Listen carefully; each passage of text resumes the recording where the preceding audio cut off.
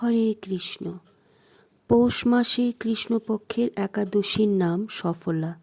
ব্রহ্মাণ্ড পুরাণে যুধিষ্ঠির শ্রীকৃষ্ণ সংবাদে এই তিথির মাহাত্ম্য বর্ণিত হয়েছে। যুধিষ্ঠির বললেন, হে প্রভু, পৌষ মাসে কৃষ্ণপক্ষের একাদশীর নাম ও তার সম্পর্কে বিস্তারিত বলুন। শ্রীকৃষ্ণ বললেন, এই ব্রত আমাকে যেরকম সন্তুষ্ট করে আর কিছুতে আমি তত সন্তুষ্ট হই না। নাগদের মধ্যে যেমন শেষনাগ, পক্ষীদের মধ্যে যেমন গরুর পাখি, মানুষের মধ্যে যেমন ব্রাহ্মণ, তেমনি দেবতাদের মধ্যে নারায়ণ সর্বশ্রেষ্ঠ।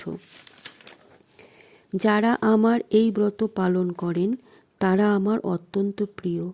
তাদের এই জগতে ধনলাভ ও পরজগতে মুক্তি লাভ হয়। হাজার হাজার বছর তপস্যায় যে ফল লাভ হয় না, একমাত্র সফলা একাদশীতে রাত্রি জাগরণের ফলে তা অনায়াসে প্রাপ্ত হয়। চম্পাবতী নগরে মহিষ্মত নামে এক ধার্মিক রাজা ছিলেন।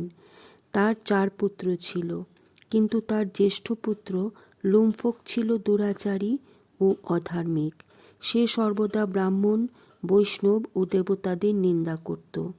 পুত্রের এই আচরণে ক্ষুব্ধ হয়ে রাজা তাকে রাজ্য থেকে বার করে দিলেন। স্ত্রী, পুত্র, আত্মীয় স্বজন পরিত্যক্ত হয়ে সে এক গভীর বনে প্রবেশ করল। সেখানে জীব হত্যা ও রাতে নিজের রাজ্যেই চুরি করে জীবন ধারণ করতে লাগল।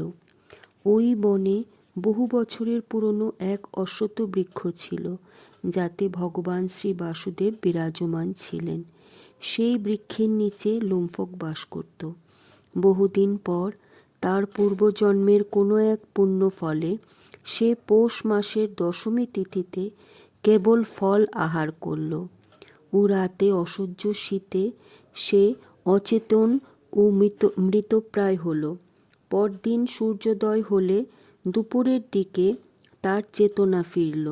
ক্ষুধা নিবারণের জন্য সে অতি কষ্টে কিছু ফল সংগ্রহ করল।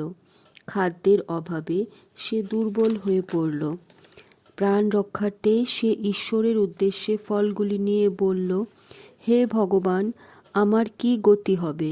বলে কাঁদতে কাঁদতে সেই বৃক্ষমূলে, হে লক্ষ্মীপতি নারায়ণ, আপনি প্রসন্ন হন বলে নিবেদন করল।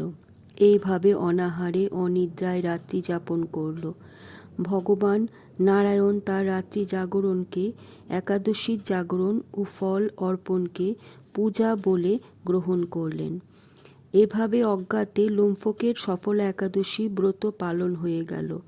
প্রাতঃকালে আকাশে দৈববাণী হল, হে পুত্র, তুমি সফলা ব্রতের পূর্ণ প্রভাবে রাজ্যপ্রাপ্ত হবে।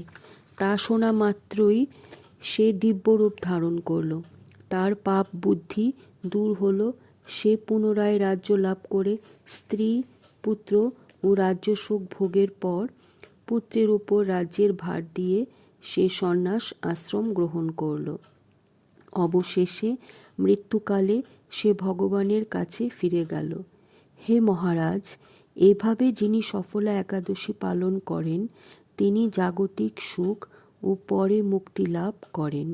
এই ব্রত পাঠ ও শ্রবণে মানুষের রাজসূয় যজ্ঞের ফল লাভ হয়।